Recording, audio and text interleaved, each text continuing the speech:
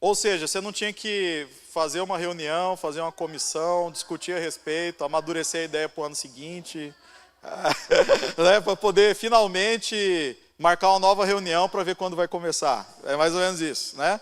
Entendi.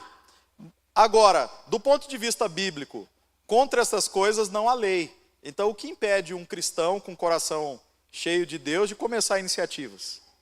Eu estou esperando eu ser chamado pelo conselho da igreja, estou esperando. Então, nós temos várias coisas para refletir, que envolve desde a atitude pessoal até a consciência desses números.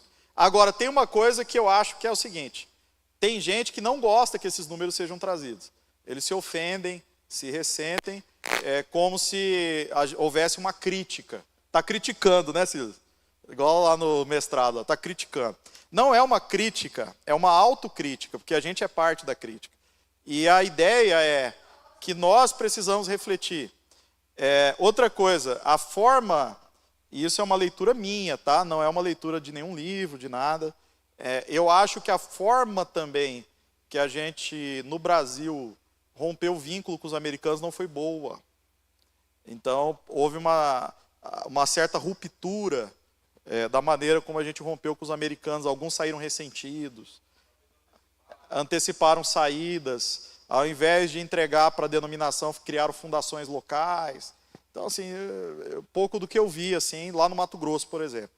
Então, Buriti é uma fundação, a Fundação Hospitalar era uma fundação.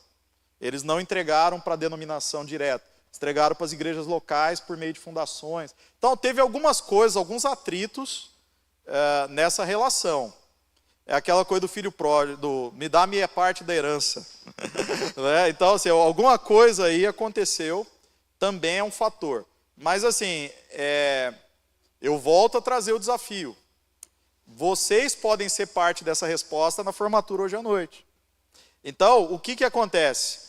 Como nós vamos trazer esse curso, essa formação, esses estudos todos que a gente teve, para que a gente mude esse cenário? Não no sentido pragmático da coisa, ou no sentido da obediência ao mandato da evangelização. Né? A igreja ela precisa responder à ordem de Deus. Não dá para medir resultado, né? Não dá para medir resultado, mas dá para medir fidelidade. Eu obedeci à ordenança de evangelizar? Isso dá para ver.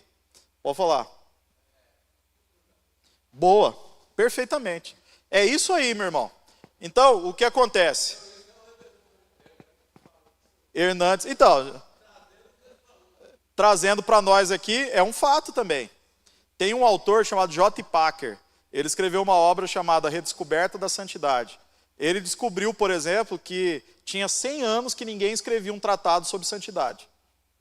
Aí ele falou assim, só essa pesquisa já mostra o seguinte: por que durante 100 anos a igreja não se interessou pelo assunto? Então isso já é uma evidência. Sobre o quê? Amor, por exemplo. Então, que é outra característica. O amor que a gente tem, a comunhão, ela pode gerar fruto de evangelização e de crescimento. Não intencional no sentido assim, é uma consequência. Cada dia Deus vai acrescentando, Atos 2, 42 a 47, né? A cada dia acrescentava o Senhor os que iam sendo salvos. Aí alguns pastores, eles falam assim, são acusados até, às vezes, de que a igreja cresceu, eles são pragmáticos.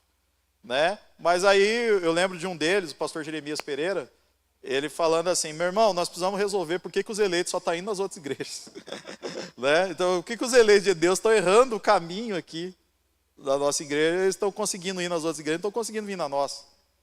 Né? Então, eu acho que tem coisas a serem refletidas sobre essa evangelização e expansão.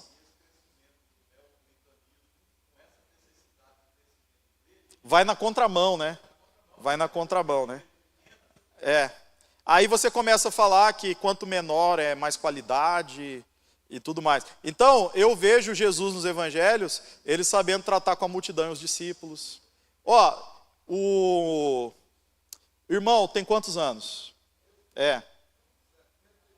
Então, nós temos lá o seu Arthur, ele está na casa dos 90 anos. Ele foi presbítero nosso lá em Cuiabá. Ele foi um dos presbíteros que plantou igrejas em Cuiabá. Tem umas 3, 4, 5 igrejas que ele ajudou a plantar. ele era presbítero local e plantador. Ele disse para mim que na época dele e da época do presbítero Mesquita, que era o outro presbítero plantador, só que da igreja central, ele era do Areão, as duas maiores igrejas. Ele disse que na época que eles eram ordenados presbíteros, a pergunta que fazia para o candidato para ser presbítero é quantas pessoas ele já tinha evangelizado e levado a Cristo. Se a resposta fosse negativa, ele não estava apto para concorrer ao presbiterato. Isso era a visão dos missionários. Deu para entender? Então havia, parece que, uma atitude diferente, né, em vários aspectos. E a gente não está nem falando de chegar a ser pastor. Deu para entender?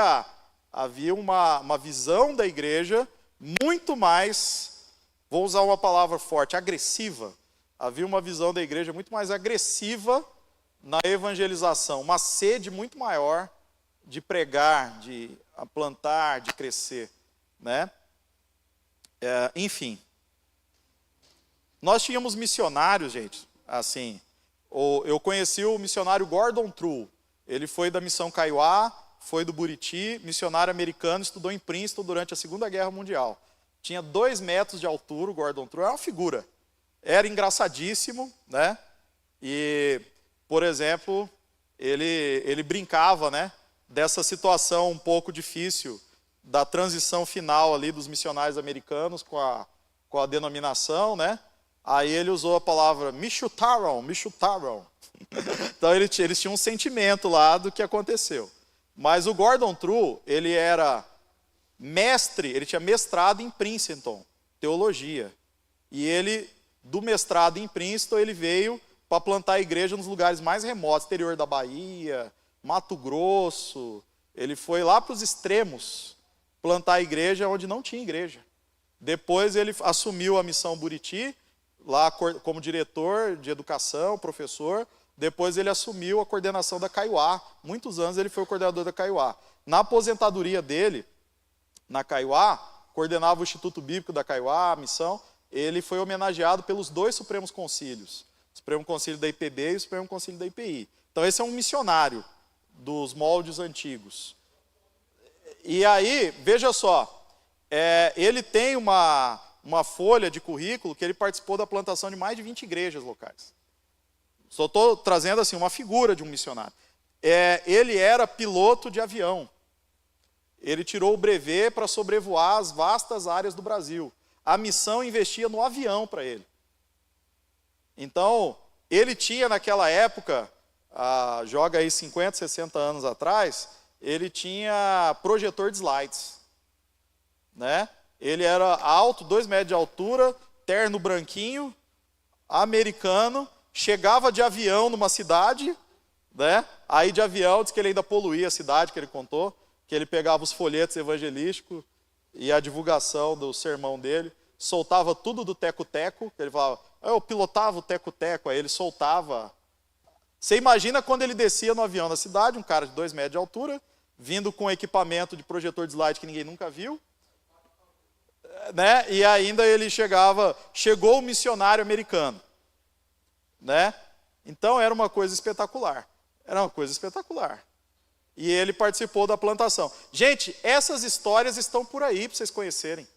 Elas estão aqui, ó, nesse livro, ó, 150 anos de paixão missionária. Será que nós não perdemos alguma coisa no caminho? Então é um pouco do que eu gostaria de trazer, né? Conhecer uma história de um Kelly, de um Gordon True, conhecer a história do Elben, que fundou a revista Ultimato, Elben Len César, que ele plantou a igreja de Viçosa, e ele teve que interromper a plantação de igrejas, porque ele descobriu que a esposa tinha uma doença. Aí, para o tratamento da esposa, ele ficou em Viçosa. Como ele não podia mais ir, ele abriu a revista, que se tornou a maior revista de circulação do país, evangélica, né? Ele dá uma revista para cada membro do clero católico no país todo, para diminuir a perseguição. É por isso que diminuiu a perseguição à igreja evangélica. Ninguém sabe disso, era por causa desse trabalho do Elben. Então, o Elben Len César, ele é o fundador da revista Ultimato. A história da revista Ultimato é muito interessante. Estou contando algumas pequenas coisas para vocês.